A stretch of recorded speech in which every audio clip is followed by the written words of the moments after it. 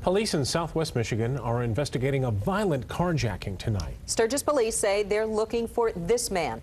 They say he is responsible for grabbing a woman from her truck and tossing her to the pavement and then taking off in her vehicle. 24-hour News 8's Steve Calso brings us this story now live from Studio Control. Steve? Yeah, good evening, Sue. Police got a real good look at this guy. In fact, they had contact with him. They say he'd been creeping around town for at least 3 hours before the carjacking.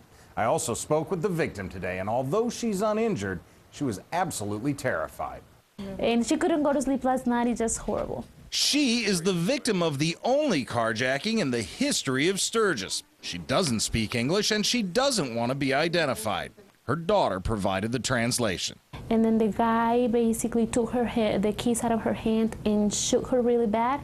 And then basically my mom was thrown to the floor, to the pavement. That was about 1 a.m. at this Walmart where she had simply stopped after work for some groceries. Police released this picture of the suspect today, but get this, police had seen the man before. About 10 o'clock last night, officers got a call at McDonald's of a suspicious person not buying anything, just sitting in a place for an extended period of time, making them nervous.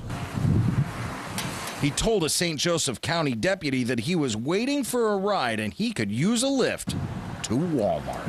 The deputy gave him a ride to Walmart. We know that he then hung around the store for about 2 to 2.5 hours. When police arrived back at the Walmart to begin investigating the carjacking, they ran into another problem, one that may have helped the suspect escape.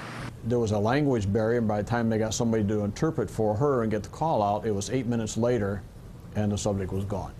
Tonight, safe in her home and surrounded by her family and the things that remind her of her native Mexico, she considers herself lucky. We are very religious, so we're really thankful to God that nothing went beyond that.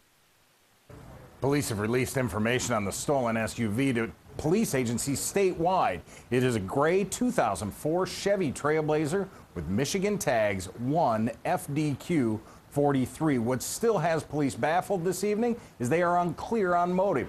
Why did this person choose to steal a car so violently? We'll keep an eye on the story and report any updates to you. Right now we're live in Studio Control. Steve Kelso, 24-hour News 8.